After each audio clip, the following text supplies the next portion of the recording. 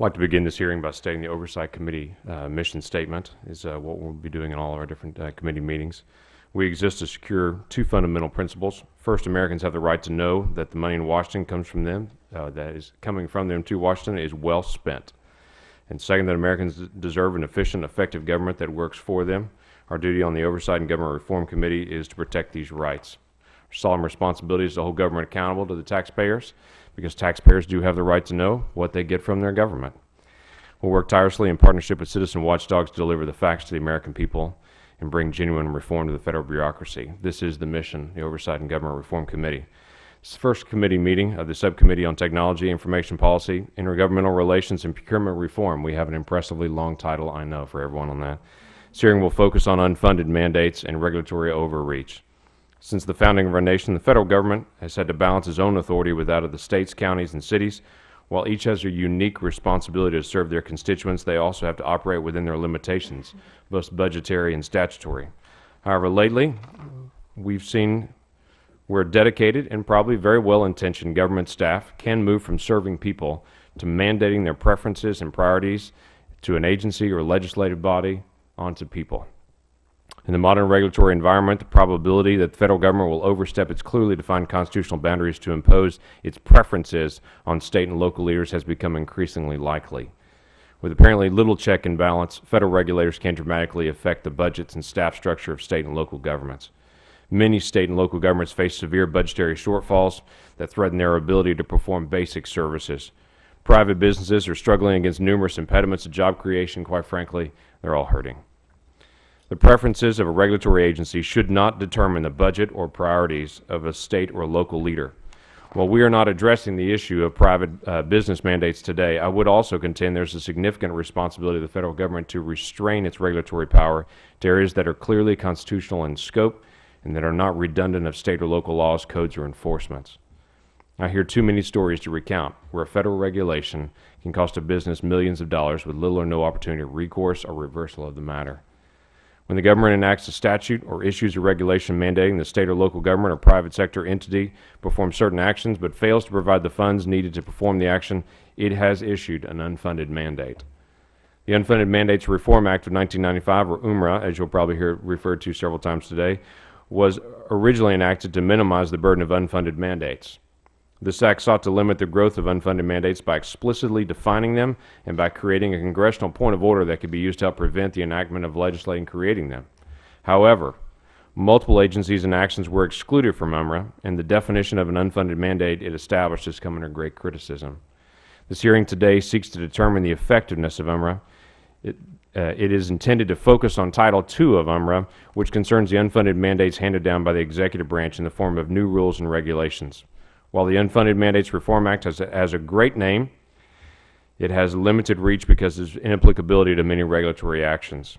For instance, most rules issued to implement one of the major pieces of legislation enacted last year, the Dodd-Frank Wall Street Reform Act and Consumer Protection Act, are exempt from UMRA because it would be promulgated by the Securities and Exchange Commission and independent regulatory agencies. Rules issued by the new Bureau of Consumer Financial Protection created by Dodd-Frank will also be exempt from UMRA. Today's hearing focuses on local governments. I intend in a future hearing to bring in tribal and private sector witnesses to testify about their personal experience with burdensome federal mandates. While we're here today from the mayor of Edmond, Oklahoma, I want to myself relate just a couple of anecdotes from my own state to illustrate why I've called this hearing today. For instance, City of Bethany, Oklahoma, spent over $250,000 in 1987 to put in 2 water wells, only to be required a few years later to take them out by the EPA because of their wastewater levels. Then EPA changed its wastewater requirements in 2009, costing the City of Bethany over $9 million. The street signs in Bethany also must change to a new type of reflective material to meet the Department of Transportation regulations, costing the city who knows how much yet.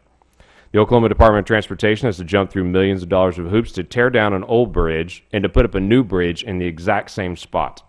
It has to navigate the Clean Water Act, the National Historic Preservation Act, the Endangered Species Act, the Migratory Bird Treaty Act, and many other federal laws while people drive over an old, deteriorating bridge. What I want to know is whether Unfunded Mandates Reform Act is of any consequence in terms of limiting the issuance of these sorts of unfunded mandates.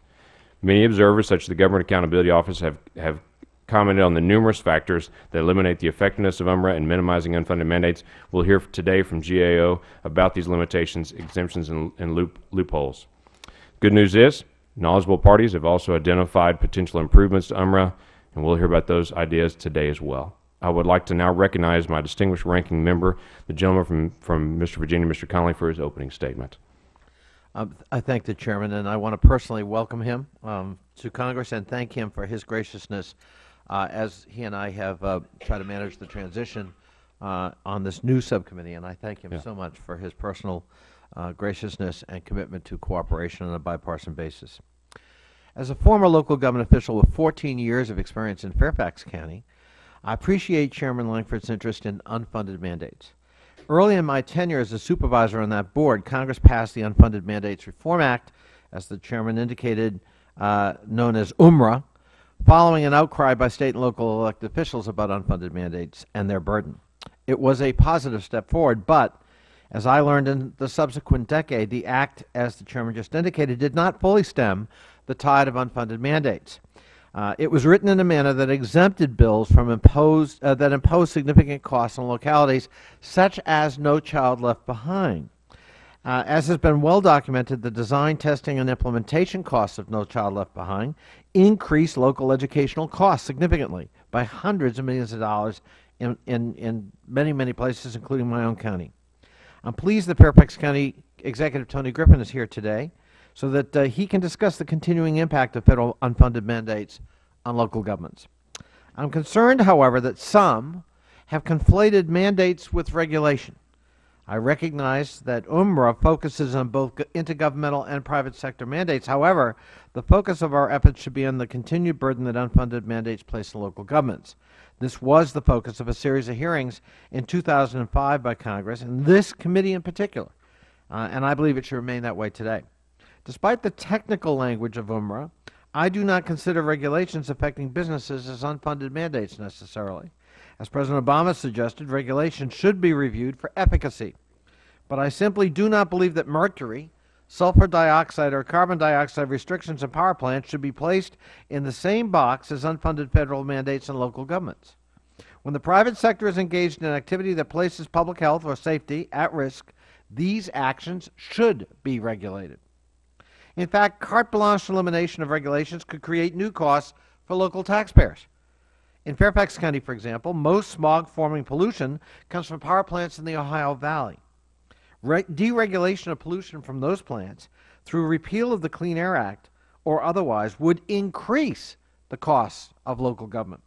The public health impact alone would be significant and would result in more hospital admissions, emergency service expenses, and lost workdays due to respiratory illnesses. Fairfax County and other local jurisdictions would be forced to pay for more bus and transit service, telework coordination, and other efforts to reduce vehicular emissions in order to prevent escalating costs of air pollution. It's imperative that our regulatory system prevent companies from passing on those costs of doing business to our local taxpayers. I would be very apprehensive about any effort to use UMRA as a vehicle for an overall review of the regulatory process as it relates to the private sector. I believe that such a review would run counter to the original purpose of UMRA. In light of this, I'm pleased that we have two witnesses today representing local governments. I thank Chairman Lankford for recognizing the importance of this issue to state and local governments. I believe there are some substantive reforms to prevent unfunded mandates that are worthy of bipartisan examination, as the Chairman indicated. For example, the Tax Prevention and Reconciliation Act of 2005 included an unfunded mandate called 3% withholding that will impose a cost of more than $70 million on state and local governments, create additional administrative burdens, and reduce competition in contracting. Another Bush-era law, the Real ID Act of 2005, could cost states as much as $11 billion to fully implement an unfunded mandate. In addition, we'll hear about the impact of the BRAC process on local government and local communities from Mr. Griffin. Implementation of BRAC recommendations can impose multi-billion-dollar transportation and infrastructure obligations on state and localities if BRAC relocations occur in urban areas, such as they do in Fort Belvoir and Quantico in Northern Virginia. Within the context of UMRA, these improvements are considered optional, but only if it is optional for my constituents to go to work.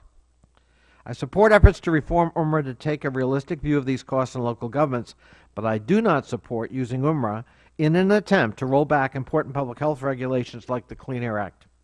In addition, I would ask unanimous consent that a letter from the National Association of Counties expressing opposition to unfunded mandates and drastic discretionary spending cuts be placed in the record. I look forward to working with my chairman, Mr. Lankford, to examine reforms that would ensure UMRA can be used to measure the impacts of legislation like No Child Left Behind, and I look forward to the testimony today. Thank you. I yield back. Welcome, and I see no issue with receiving by unanimous consent that report.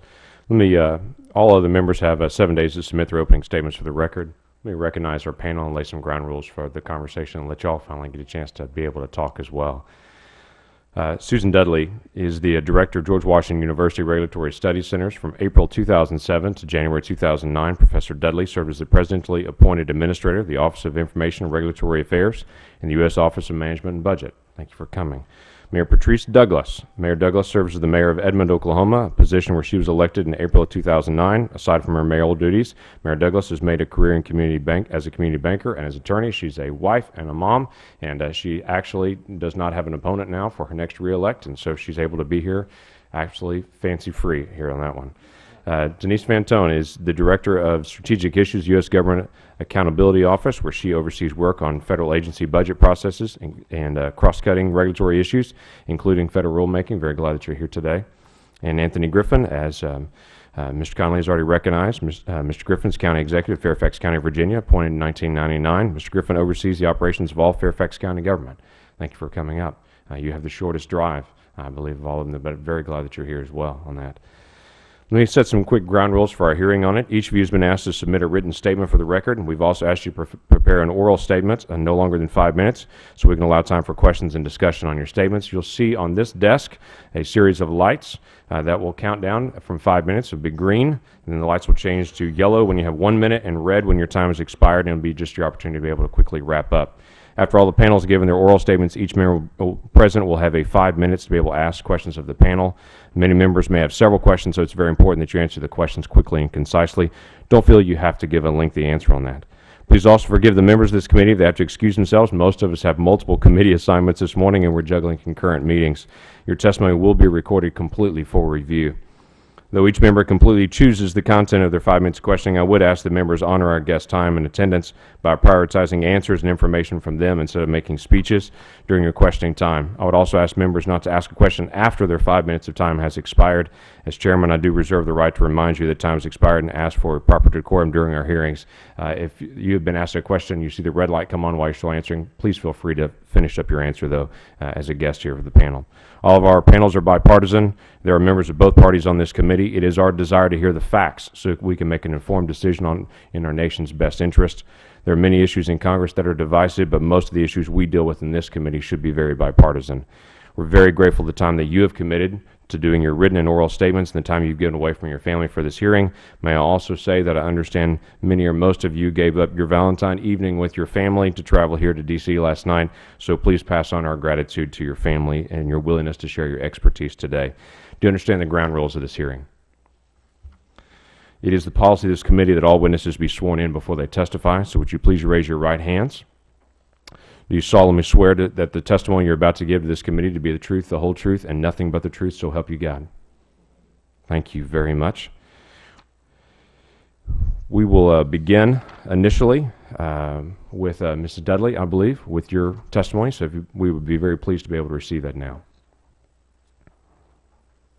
Is this on? Yes, you can just push the button in front of you there and your green light will come on. Thank you, Chairman Lankford, Ranking Member Conley, and members of the committee for inviting me today. I'm Susan Dudley, Director of the George Washington University Regulatory Studies Center and Research Professor of Public Policy at GW. From April 2007 to January 2009, I oversaw the executive branch regulations of the federal government as Administrator of the Office of Information and Regulatory Affairs, or OIRA. The views I express here are my own. I thought I would use my 5 minutes to summarize why I think UMRA has been less effective than some had hoped at curbing unfunded mandates and to offer some modest proposals.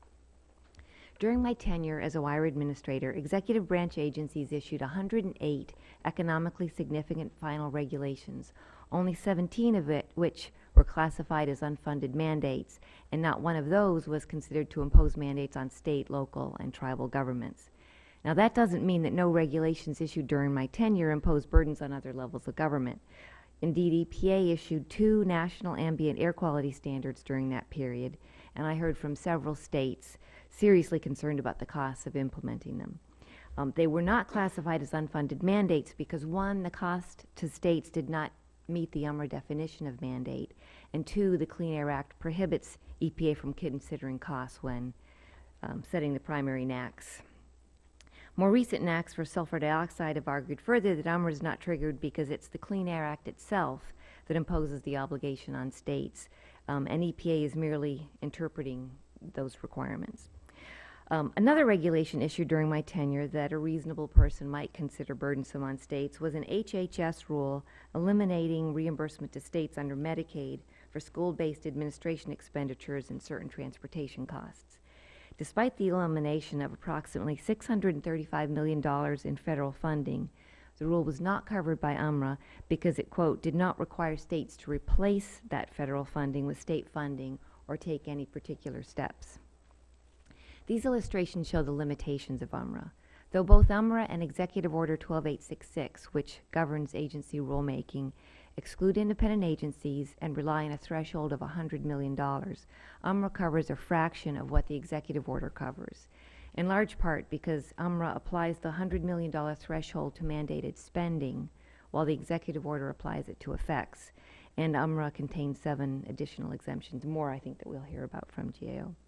Not only does the executive order cover more regulations than UMRA, but it provides OMB more authority to hold agencies accountable for conducting analysis and basing regulatory policy on the results of that analysis. UMRA only requires analysis if an agency, quote, in its sole discretion, determines that accurate estimates are reasonably feasible and that such effect is relevant and material.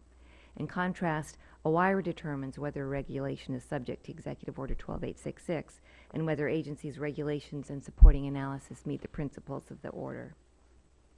The executive order calls for quantitative and qualitative analysis and decision factors that are similar to those contained in UMRA. It emphasizes consultation with other levels of government and states that each agency, quote, shall assess the effects of federal regulations on state, local, and tribal governments and seek to minimize those burdens.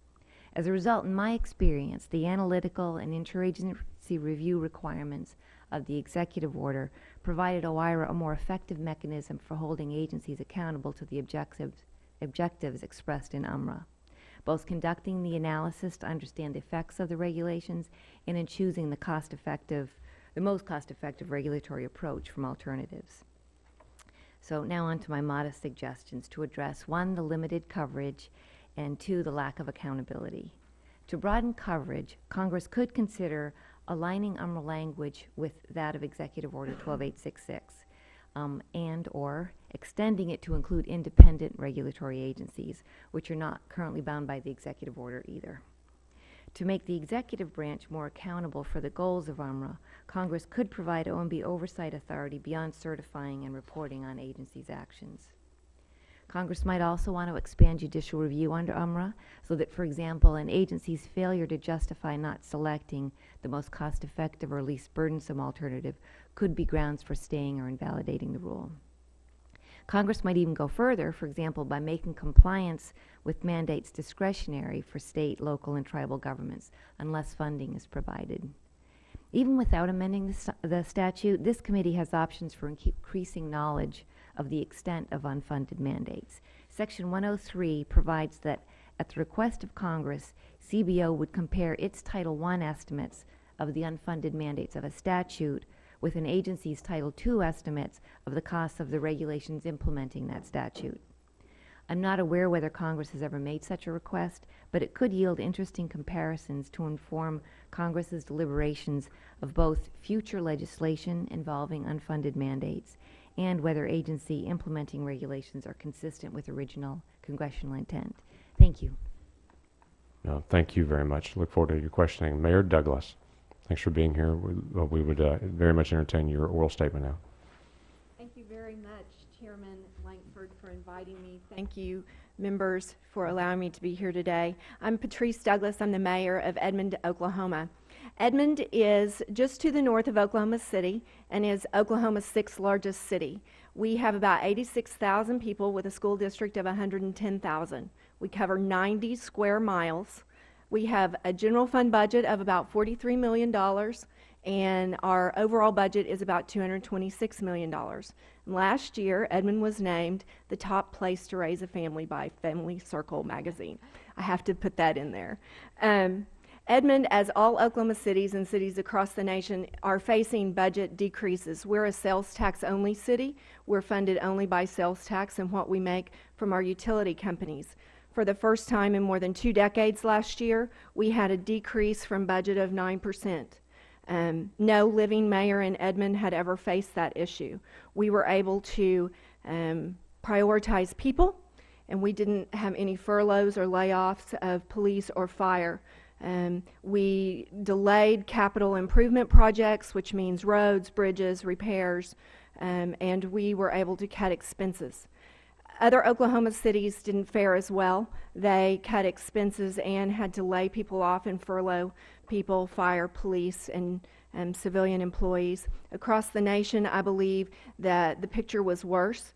And having been at the U.S. Conference of Mayors recently, I heard about mayors who were laying off as many as 30% of their workforces. So municipalities are facing severe challenges right now.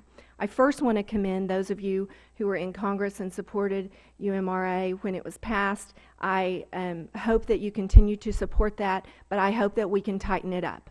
I hope that we can make it more effective for local governments, because we are feeling the pressure right now. Every time we have a federal mandate handed to us, then that is one less thing I can do that my citizens elected me to do. And I am held directly accountable because I grocery shop with those people. I want to hit on just a few things that we're seeing as overwhelming costs in our budget. First, the record keeping that we're required to do for stormwater regulation under the EPA is extremely burdensome and is extensive. I first want to tell you that Edmond is in compliance, and we are happy about that. Over the last 5 years, we've done what we needed to do, but it's cost us $2 million to do that. So $2 million that I can't spend to fix roads, all to show that I'm in compliance, that I was not outside the regulatory guidelines of that. Secondly, there's people on this panel who know more about the Clean Air Act than me, but I can tell you that Edmond sits in the greater Oklahoma City region and that we are in compliance. But there's talk of changing the standards, and if they change the standards, we'll have some very long, extensive processes and regulations and costs that go along with that. I would be remiss if I didn't mention health care. We are right now in the city of Edmond reviewing what our options are with regard to health care.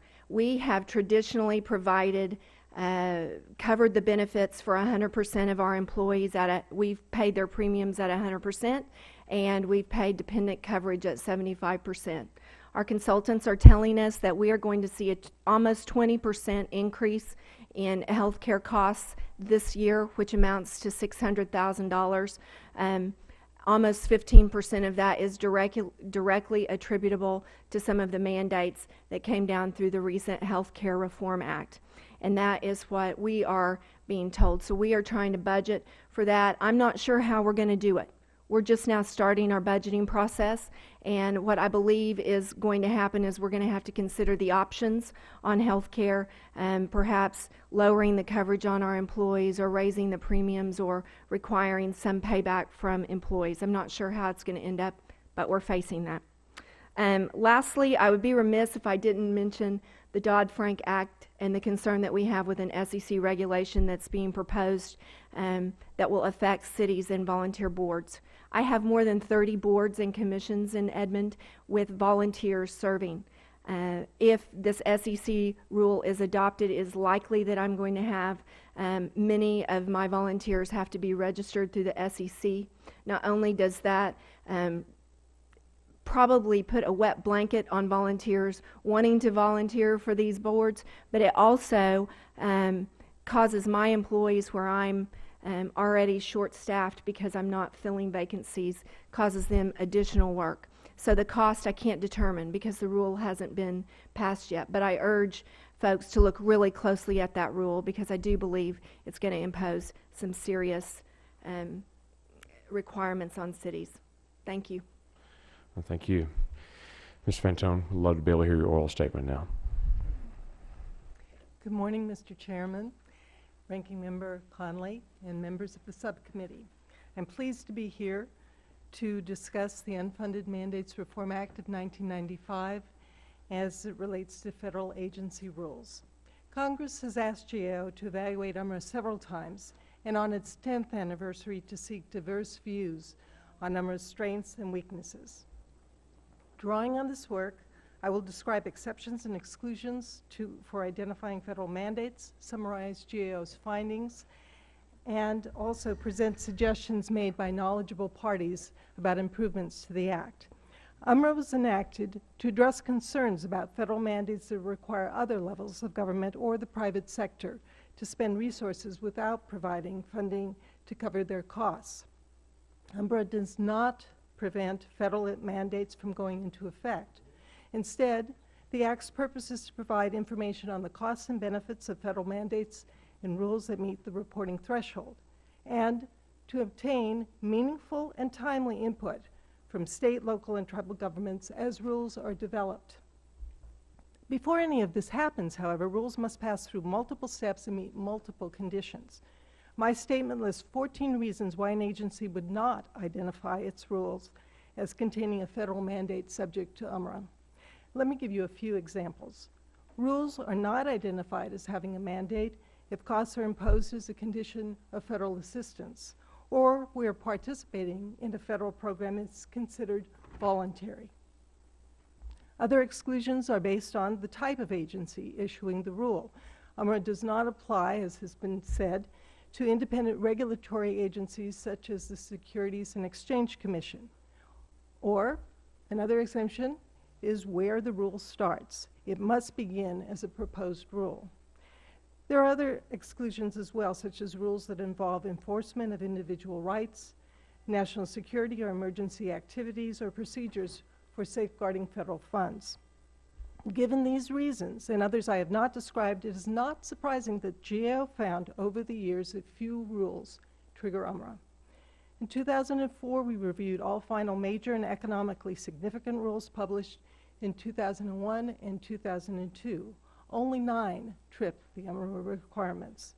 Of the 113 that did not, 65 had new requirements that we determined could impose costs or other impacts on non-federal parties. 29 appeared significant and little different from the rules identified as federal mandates. Why didn't these rules trigger UMRA? The most frequent explanations were the financial threshold of $100 million was not met, the rule did not go through the proposed rule stage, participation in the federal program was considered voluntary, or the rule was issued by an independent regulatory agency. Similar GAO findings before and since raise the question whether UMRA adequately captures regulatory actions that might impose financial burdens on others. The evidence suggests the answer is no. In 2005, GAO asked a diverse group from academia, advocacy groups, business, federal agencies, and state and local governments for their views. No one suggested repealing UMRA. They recognized its positive aspects, but found areas that they would like to see fixed. 2 areas in particular are relevant for today's hearing. The most frequent comment across all sectors was about UMRA's coverage. Most, but not all, thought that UMRA's narrow coverage was a barrier to the Act's effectiveness. While there was less agreement on approach, many suggested amending particular exclusions, notably as a condition for federal assistance or for participation considered voluntary. Other frequent comments were to lower the cost threshold, which for regulations would be the expenditure threshold, or to include both direct and indirect costs. And some parties, particularly from the public interest advocacy sector, viewed UMRA's coverage as a strength and wanted to include health and environmental protection. As for the underlying purpose of UMRA, it's to generate information about the size and nature of federal mandates. They generally agreed there needed to be more complete estimates and a frequent suggestion was that agencies evaluate mandates after they had been implemented as a way to better understand actual costs and benefits. Such information could help provide additional accountability and potentially could lead to better design and funding decisions. Thank you very much. Thank you. Look forward to getting a chance to ask you some questions related to some of those. Thank you. Mr. Griffin, thank you for being here. Good morning, Mr. Chairman, Mr. Ranking Member, and members of the subcommittee. I am Anthony H. Griffin, County Executive, Fairfax County, Virginia, a position that I've had the privilege of holding since January 2000. I appreciate the opportunity to speak to you today on the subject of unfunded mandates. It is a subject that is treated with some sensitivity in how Fairfax County legislates and operates. When county staff proposes changes to local ordinances or in how it operates, there is a requirement to identify the regulatory and financial impact of such changes as part of the staff report to the Board of Supervisors.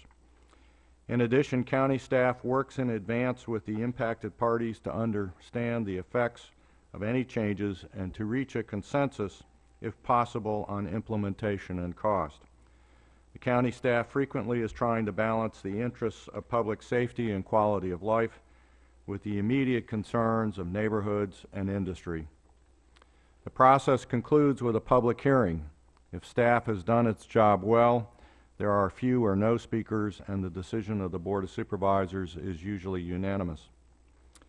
Since local government is the closest to the people, it is ironic that the use of a significant amount of its resources are in fact dictated by the higher levels of government. In fiscal year 2008, the last time Fairfax County analyzed the cost of mandates, it was estimated that the net cost of federal and state mandates was $751 million out of a $3 billion general fund. Federal mandates accounted for 39% of all mandated expenditures for a net cost to the county of $313 million. What is more difficult to do with the cost of mandates is to decipher how much a community would pay to implement a mandate, whether it was a mandate or not.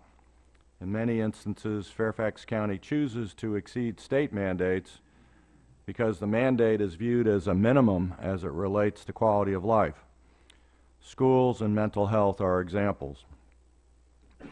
Some federal mandates are not as apparent as, say, the American Disabilities Act or the Health Insurance Portability and Accountability Act.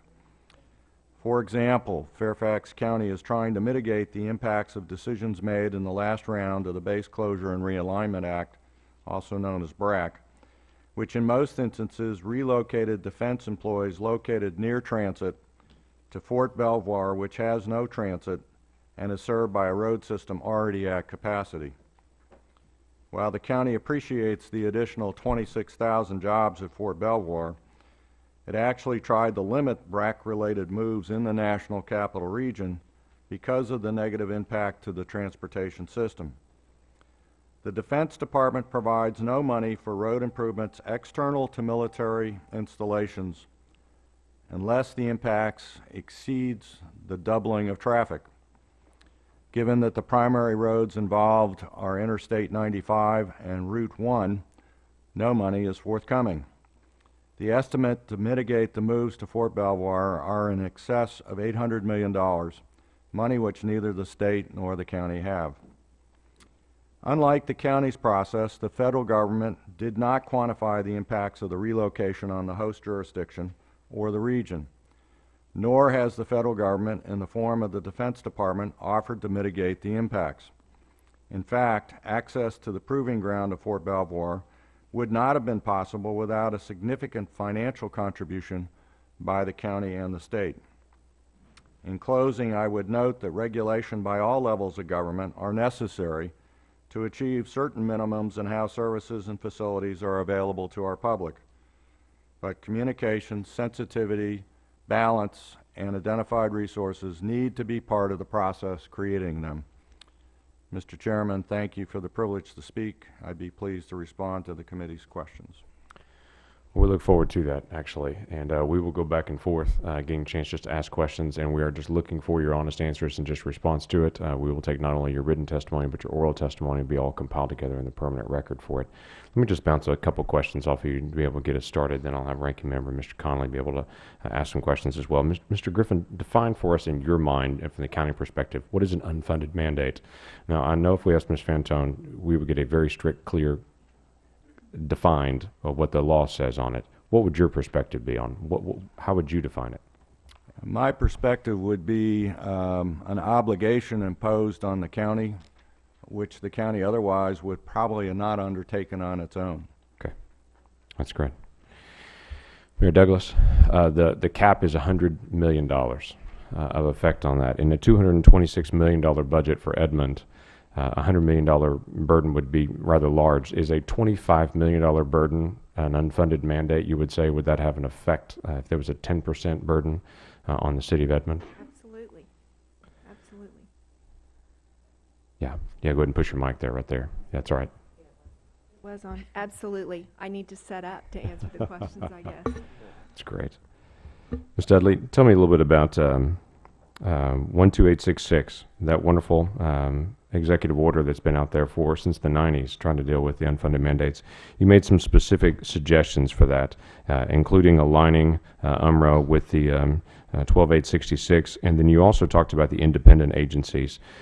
Tell me your perspective from personal perspective on it. Those were excluded. How would the independent agencies be looped into the unfunded mandates? If this were to be reformed, how do you suggest those get engaged? By covering the independent agencies, there are two parts of it. One, Executive Order 12866 also does not apply to independent agencies. So simply by covering them, you wouldn't have the advantage of having OMB serving as a check. So Congress would need to do that if OMB didn't. But I do think there are a lot of important regulations that come out of independent agencies. Right. Do you see an issue with those being included in those that are facing the accountability of Congress under the executive? Would it by nature violate their independent status to have accountability around them, for instance? I'm not a lawyer, Yes. although I pretended to be one occasionally. But no, from what I understand, it would not. It would not violate any constitutional principles to include them. Okay, that's terrific. There was a statement you made as well about the Section 103 about Congress requiring information back. It is my understanding that has also not been required as well on that as a follow-up to saying, okay, this is what you said it would cost. What did it actually cost? And that's an interesting determination that we may have to determine as well on finding other regulations and saying, how will we process through that with individuals on it? Then you made a statement as well about the judicial review and determining if things are cost effective. Tell us about just the inside conversation that may happen, saying, okay, is this the most cost effective way to do this? Is that something that's really discussed often among the agencies? It is. Agencies do take that seriously, and OMB takes it seriously, but it's never judicially reviewable. So it's discussed within the executive branch, but there isn't another branch of government that serves as a check or a balance. Right. On that. So you're saying if there was an agency that determined it doesn't matter, we want to do it this way, there's no way to really stop them at this point. Okay. Ms. Fantone, let me ask you a quick question as well. Give us an example of a voluntary federal program. You said that was a major piece of an exception that's sitting out there. What's a good example of a voluntary federal program? Well, oftentimes what we have is the same kind of thing that actually applies with federal assistance. There's the carrot and the stick. An example would be if you have, and I'll use firefighters. Oftentimes we provide technical assistance, and there may be some cost-sharing piece of that. As soon as you have a condition in which you want to get a federal assistance, or it can also happen with the private sector, you have to commit to making a decision that you're going to go ahead with a program, and it will cost you something in return for either federal assistance or some other largesse from the federal government. Right. So if there's any option for them to opt out of it, it's considered a voluntary program. Is that what you're saying? Yes. Okay. Well, that's terrific. But once they take it on, they have to fulfill all those mandates. Exactly. I think Ranking Member Conley, in opening statement, described a situation where there is a bit of a catch-22. Right. Okay. Thank you very much. I'd like to be very pleased to recognize Ranking Member Conley for 5 minutes of questioning. I thank the chairman, and again, welcome to our panelists. Mayor Douglas, one thing I did not follow. You referred to voluntary boards and commissions, and of course we have those in Fairfax County as well. Right. I'm not aware of the Dodd-Frank legislation affecting any of our boards or commissions in Fairfax. What were you referring to? There's an SEC proposed rule to carry out some of the language that's in the Dodd-Frank Act that talks about municipal advisors. And they're defining municipal advisors as people who have to be registered through the SEC. The SEC has proposed this rule. I believe lots of cities are coming in and saying, there's a comment period going on right now and are saying, please don't do that because it's going to hurt our recruitment of volunteer boards if they have to register through the SEC to comply with the Frank-Dodd Act. Presumably that would affect people who would advise the city or municipality in financial matters. Correct. But when you look at many of my boards, for example, I have an economic development authority that has bonds that go through it. It still goes to a bond advisor, and the opinion registered by my board still has to be approved by another board advisor or somebody who's well versed in that. Mr. Griffin, do you have a similar situation in Fairfax County? And by the way, I think, Mayor Douglas, you said your population is 86,000? Yes, sir. And of course, Fairfax's population is what? 1,083,000 as of the census. So you've got a lot of boards and commissions. Have you had this problem from the Dodd-Frank legislation?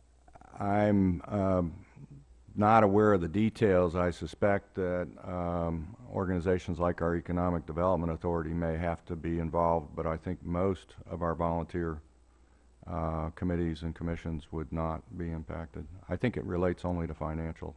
Yeah. I would invite you that if you've got a similar situation, Mayor Douglas, you might submit it for the record. Mayor Douglas also testified that she's been advised that the health care reform legislation, even though most of the major provisions don't kick in for another 2 years or 3 years, has actually contributed to an increase in her premium cost. Is that the case in Fairfax as well? Yes. Staff estimate is that our costs to provide health insurance for our employees will increase approximately 4% over time to administer the program. Attributed to that? Yes, sir. And what's been the increase in premium costs normally? I would say over the last 10 years, the increase has been about 10% a year. Unrelated to health care reform? Correct. Ms. Fantone, an unfunded mandate, how does GAO separate the issue of unfunded mandates from normal regulation? I mean, the minimum wage requirement, in a sense, is an unfunded mandate. It tells people you've got to pay this much, you can't pay less per hour. Presumably nobody would say that we ought to eliminate that or we ought to fully fund that requirement. This is a societal requirement saying this is what a living and just wage ought to be. We may disagree about what that level ought to be. We might even philosophically disagree about whether it's the role of the federal government to impose it, but there's lots of history suggesting, by and large, the United States population agrees there should be such a regulation. How do we separate that kind of regulatory activity, normal, by the state or federal government, versus unfunded mandates? I would put No Child Left Behind, or the BRAC process, for example, in the latter category.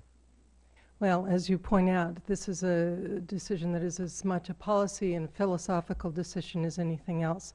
I think probably to respond, I'd like to briefly describe what we did in 2004 in looking at rules that were not classified as federal mandates.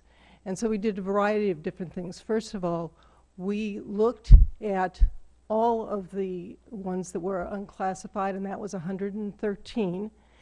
And then we reviewed the evidence, and the evidence included what statements were available from the agencies themselves that would indicate that there were additional costs.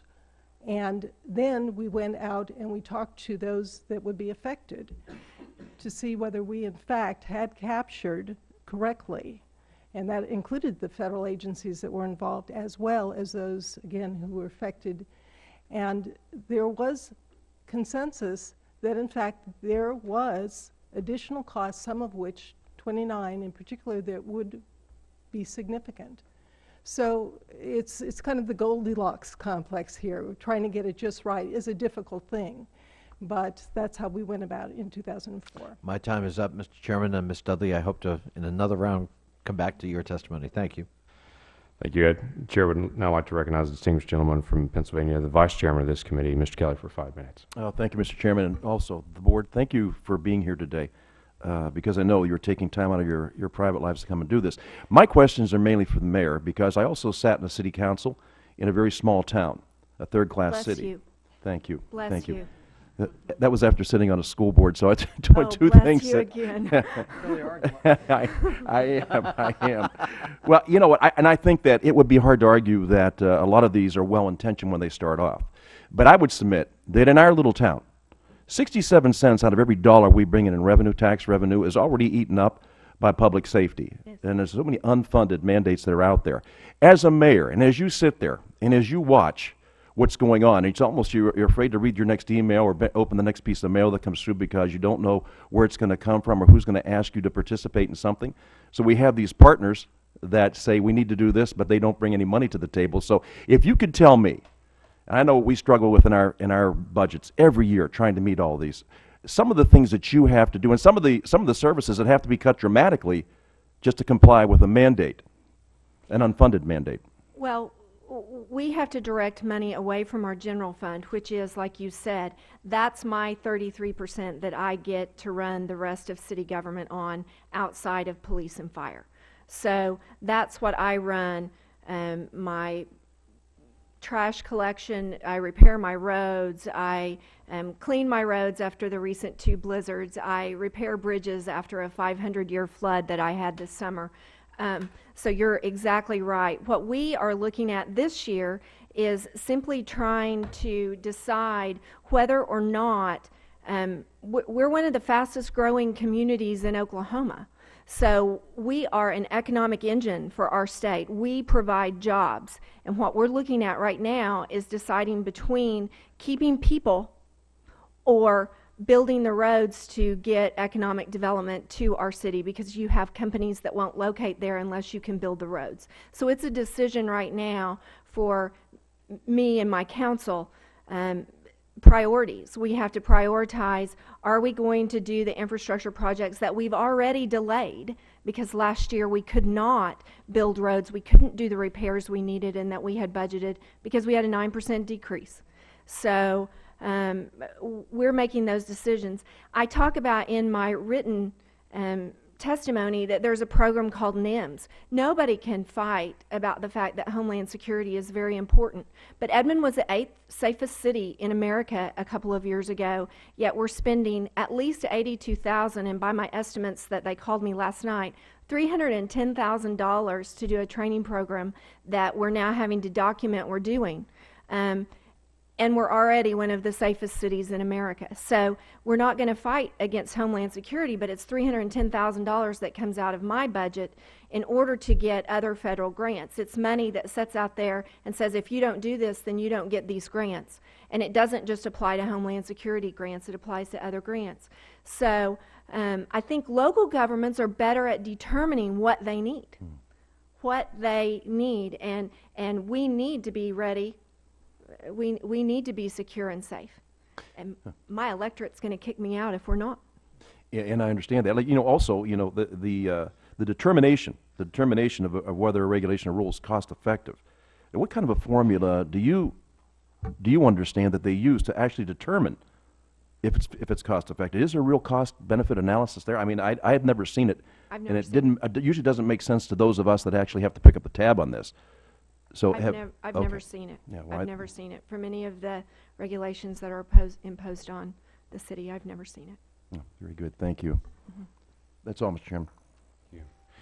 Honored to be able to recognize the ranking member of the Oversight and Government Reform Committee of a whole, and glad you're here, Mr. Cummings. Recognize the gentleman from Maryland for 5 minutes. Thank you very much, Mr. Chairman. I congratulate you on your new position. I'm looking forward to working with you. first of all, I want to thank the panel for outstanding testimony. And, you know, as I listened to us, you know, we have this, you all have stated it, we've got a problem here. On the one hand, we've got the federal government, your representatives, all of us, on the federal level trying to get certain things done. And then when it's filtered down to you all, then you all are where the rubber meets the road. And so then you've got all of these issues that you've got to deal with. And, you know, I just want to ask a few questions with regard to you, Ms. Dudley. You talked about expanding judicial review. And how extensive would that judicial review be? I'm just wondering about that. As I say, I'm not a lawyer, so I don't have specific advice. I know that that's a criticism that I've seen of UMRA, that the judicial review the courts could only call an agency out for not doing an analysis when it should have done the analysis. Yeah. But it can't do more than that. Yeah, well, going to you, Mayor Douglas, certainly we sympathize with everything you've said. I think your employees are very fortunate to be getting 100% of their insurance covered. I mean, I think that's great, and that says a lot for you and your city. But I want to go back to, you were talking about spending $2 million on compliance, showing that you comply. Just wondering, is that to show that you comply, or is that actually putting yourself in compliance, or is it a combination of both? You understand what I'm saying? We were, to my knowledge, we were in compliance, but I am not going to answer that for certain. What I will tell you is that what this money went for was to implement the minimum control measures with 6 areas of focus. To address the stormwater runoff quality and to report on it, to address public participation and to report on that, to address public education and outreach and to report on that, to address post-construction stormwater management and report on that, new development, old development, stormwater management, and to file the reports. So we were in compliance for 5 years. It's apparently a 5-year study. I've been mayor for 2, but it was a 5-year study, and over the course of that 5 years, it was $2 million. And it sounds like it was for both, and it's for being in compliance and then making sure you report on compliance based upon what you just said. And I'm just wondering, from each of you members, can you provide us with suggestions as to how to improve UMBRA in order to help state and local governments? And I think, as I listen to you, Mayor Douglas, it sounds like in an effort to plan, sometimes it becomes very difficult if you don't know what's coming down. As a matter of fact, the chairman talked about the case in Oklahoma, your city, I think it was. Is that right? Right. Okay. So how does it affect planning, and what can the federal government do to help locals be able to plan better with regard to so-called unfunded mandates? Well, I believe that I think we can't change the mandates without getting a lot of warning to a municipality. First of all, I think you have to give us warning, like you were talking about. Secondly, I think that we need to have input on that. We need to have input. Right now, the SEC is taking comments on what it's going to cost governments and how many people are going to have to be registered under this new proposed rule. I'm glad that they're taking comments, because they're going to hear from me about what it's going to cost me. I think as well that if you have a city that is showing itself to be a quality city in all these regards, I believe that they should, I don't want to say have less requirements on them, but I think that it should be understood that this city is already in compliance. And the bottom line is, every decision that requires me to fund a mandate takes money out of my roads, my bridges, my parks, my infrastructure in my city. And so I think we just need to keep that in mind, realize that the local officials are the ones who are tasked with getting those roads built. I see my time is up. Thank you, Mr. Chairman. Mr. Cummings, you had asked a question of all of them to be able to determine what their suggestions. Would you like another couple of minutes to be able to go for the other panelists to be able to answer? With unanimous consent, Mr. Chairman. I would absolutely give that unanimous consent. You bet. Thank you. So would other members like to be able to help answer that question? Just what the suggestions were, I think was Mr. Cummings' question, what their suggestions were for improving UMRA. Going to the work that we did in 2005, where we brought in representatives from all sectors that were involved, I'd like to be able to respond to some of their comments on what would help. Notably, and I've mentioned two of them already, and it's been part of our discussion about getting it right in terms of what's the right relationship with federal assistance and how much is involved. Also, the question of voluntary, is this program really voluntary? But the other issue is one of threshold. And for rulemaking, the threshold is in fact a higher bar because they use expenditures rather than considering that there are other kinds of costs involved in deciding whether something is in fact a federal mandate. So you have to identify it first. And if you take it off the table because you can't meet the threshold, then you don't have the written analysis, you don't have that discussion. So if you go with expenditures, and some of the suggestions were to broaden it to conform to other definitions, where you include lost revenue, for example, where you include both direct and indirect costs. In response to your question, I would refer to my testimony, and that I indicated that dealing with mandates is really a balancing act. My perception is that while it's useful to have a comment period, such as been referred to with the SEC, I think it would be helpful if there could be more in-depth, if you will, a pilot study of what the impact would actually be in a community or in a state before the legislation is finalized. I think too often the legislation is generalized and impacts are perceived but not actually determined. And I think it would be helpful to have a more in-depth analysis actually at the local and the state level. I'll just say I agree with all of those suggestions. Mr. Chairman, thank you very much. You're welcome. Please be able to recognize Mr. Labrador from Idaho. 5 minutes. Mr. Chairman, as you know, I'm new to this Congress, and I don't have a lot of questions. So I just want to thank you for being here. And it's a little bit dumbfounding that we're hearing testimony that we have agencies that determine whether UMRA applies to them or not, and we have a bill that is not really being followed. But I'm just going to yield the balance of my time to the chairman, and he's going to have more questions for you. But I just want to thank you for being here. Thank you very much. Please be able to recognize Mrs. Spear for 5 minutes for questioning. Thank you, Mr. Chairman, and thank you to all of the witnesses that are here today. Mayor Douglas, you indicated that the city pays the entire cost of health care premium for the employees. Is that The employees, for the currently. employees, which is a very rich program. I mean, I can't imagine many cities or counties or states or federal government that could provide 100% coverage for the premium. But having said that, you indicated that the increase of 20% is due, or at least 15%, 14.5% is directly attributable to the health care reform law. Correct. And I'd like to know how you came up with that figure.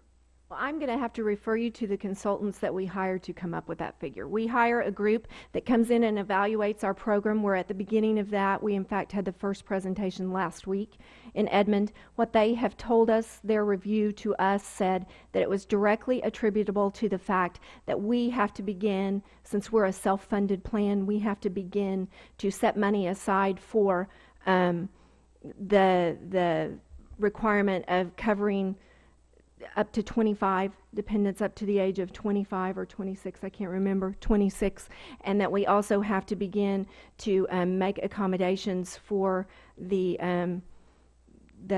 pre-existing condition requirements that they believe are going to lift the amount of claims that we have in our plan. So they divided it out. We asked specifically for it to be divided out so that we would know what was basically the increase that we would have seen versus the increase we are seeing now. So you're totally self-funded.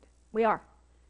which means that you don't have an insurance company that is providing you benefits. We have a group. We actually do have a group. You have a level of insurance that you cover, and then you have the You're excess self-funded for for a catastrophic. certain amount. Yes, ma'am. All right. So you were told then that your increases would go up less than 14% had healthcare reform not passed? Yes. Now, how did they come up with that? Again, I'm going to have to refer. Okay. So, I don't know that that's necessarily all that helpful to us then. Let me ask all of you, I've worked in local and state government for many years before I came to Congress, so I'm real familiar with unfunded mandates. And they have been the bane of my existence for 20 years because it was always the federal government posing a mandate and yet not paying for it. So I don't think it's fair. And I would agree with all of you who complain about that. Having said that, for us to be really, I think, productive here, I think we should hone in on the most egregious unfunded mandate that you incur, if you can provide that to us. Can any of you? Well, in my testimony, I referred to the BRAC process and the fact that 26,000 defense-related employees were transferred to Fort Belvoir from essentially the metropolitan Washington area, the National Capital Region.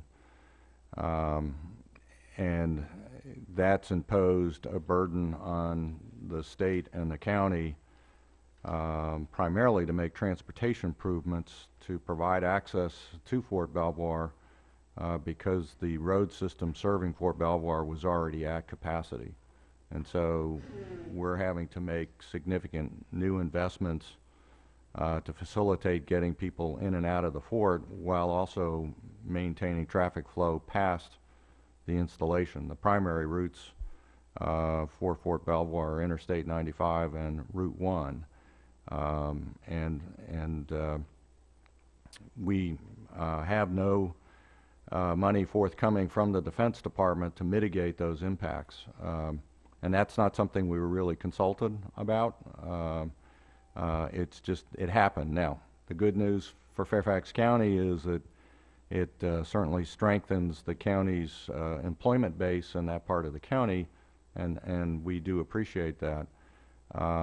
But it's offset by a significant taxpayer investment by the locals, in essence, to accommodate that.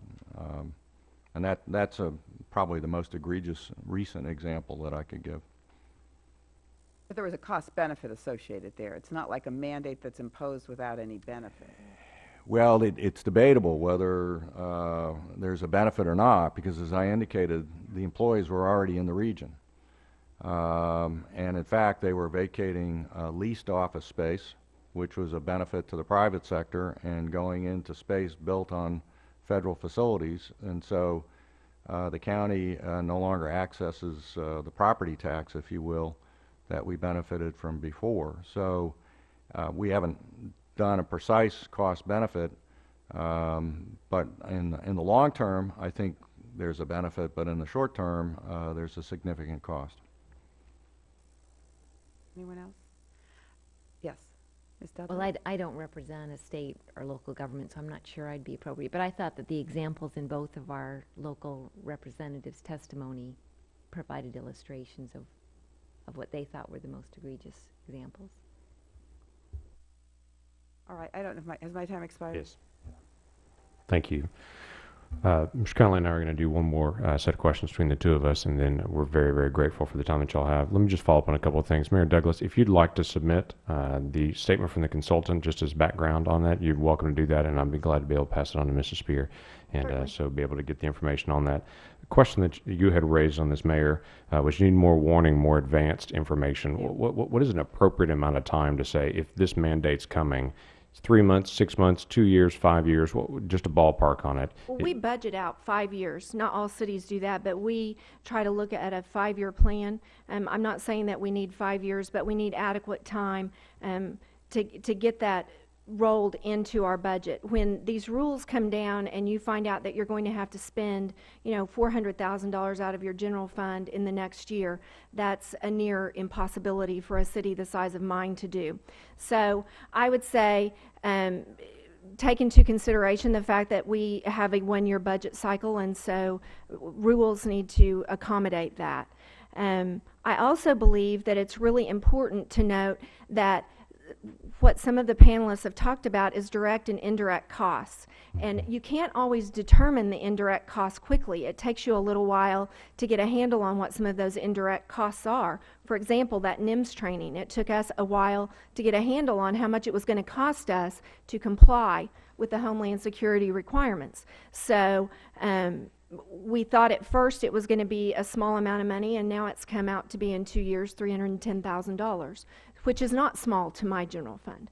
So I would urge caution in rules like that. I would urge that you understand that it's local governments that are going to be funding things like that, and you look at whether or not you're actually getting a benefit out of them, and for the cost that it's costing to those of us who are the rubber meeting the road. Have to I bear liked the your burden of phrase. it. Yeah, have to bear the burden. Ms. Dudley, let me ask you this. There is some concern to say that the input, and Mayor Douglas mentioned as well, they just want input on it, that an agency could create a rule, seek public comment. Do they have to abide by that public comment? If there were 500 comments all saying this is a bad idea, do they have to respond and say, no, we can do it? Is it typical for them to be responsive on that? What have you experienced? There are several requirements on agencies to respond to public comment. Probably the most important of which is the Administrative Procedure Act, which does involve judicial review.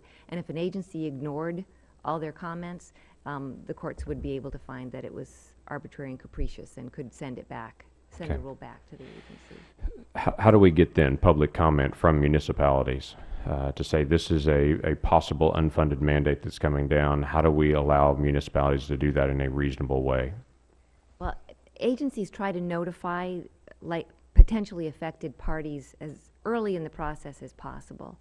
And they're required to not only under UMRA, but also under the Federalism Executive Order. And in fact, I'm on the Administrative Conference of the United States, and we just came out with new recommendations on federal preemption and how agencies should spend more time consulting with state, local, and tribal interests before issuing regulations that will have those impacts. Okay. Mayor, are you experiencing that? And I could ask the same thing of Mr. Griffin. Do you feel like you are getting, that is the rule, do you feel like you are getting information to say this is coming, preparatory information?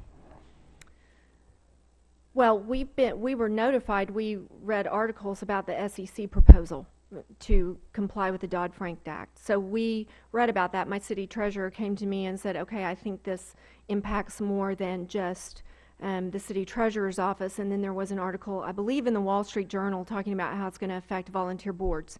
And there were comments from several statewide treasurers. But that's not actually coming from an official federal source on that. That's not actually coming from an official federal source. Mr. Griffin, have you experienced where the federal government's contacting you and trying to get input and say this is a consideration that's going on? Generally not. Most of my information comes from my staff, who either read the Federal Register or through professional associations that have notice. Or your congressman, that's true. And let me ask one more quick statement. Ms. Dudley, a couple of comments have been made about EPA, and I know your comments earlier on that from my wonderful ranking member on it, about the air quality standards and such. Would that fall under an unfunded mandate as it currently stands now? No. Okay, so that is outside of what is, though a city may have to spend or a municipality may have to spend millions of dollars in readjusting that would not be considered an unfunded mandate according to the law at this point. That's right, for several reasons. Okay. Great. Those are all the questions that I have. I'd be glad to be able to yield some time to my ranking member, Mr. Connolly. Thank you again, Mr. Chairman. And before Mr. Cummings leaves, I do want you all to know that Mr. Cummings and I practice what we preach. We, with his leadership, we introduced a bill on the to further regulate, frankly, water quality for the Chesapeake Bay in the last Congress, and we created a new standard for local governments in the watershed for to have low development impacts, to have one standard that applied to everyone. but we funded it. We provided a substantial amount of money for local governments to apply for grants to fully comply with the new standard. And ours was the only bill that did that, but because we were sensitive to this very issue, I just thought for the record, Mr. Chairman, we'd point out we practice what we preach. And I thank my colleague Elijah Cummings for his leadership. Ms. Dudley, you in your testimony talked about, and I certainly am intrigued and would welcome working with my chairman and others on the committee on tightening up UMRA. I'm all in favor of it. As somebody with big local background, local government background, drove me crazy. And I'll start with No Child Left Behind. Good intentions, unfunded, too rigid. And I fought with the previous administration and their Secretary of Education very publicly about this issue, so I can't wait to address it in this Congress. However, you talked about maybe creating a new judicial standard that would make it easier to seek an injunction to stay the implementation of a new regulation. Do you want to just expand on that? And then I want to follow up, if I may, Mr. Chairman, with Ms. Fantone as a follow-up to your answer, Ms. Dudley. The reason I suggested that is I was trying to find ways, identifying why it has not been more effective. And one of the reasons it hasn't is even when analysis is required, that's all that the Act does, is require the analysis. And as we've discussed, it's a small subset of the rules that a normal person might think is an unfunded mandate that actually gets covered. The analysis, the analysis, as Umber states, it isn't to say let's not do this regulation. So it's not deregulatory. It's really a transparent accounting of the information that we know about the costs and the benefits. As Mr. Griffin says, let's do a balancing. So it requires, among the alternatives you look at the costs, look at the benefits, qualitative as well as quantitative, and find the least costly, least burdensome, or most cost-effective alternative. There is nothing in the statute that provides any checks and balances on that, either from OMB or from the courts. So that would be a suggestion. Perhaps modest was not right. Perhaps that's not a modest suggestion, but would be to allow the courts to say, well, the analysis didn't demonstrate that you've chosen the least costly approach you could. Let me just ask, though, in the category of perhaps unintended consequences, because everything you just said sounds awfully reasonable to me.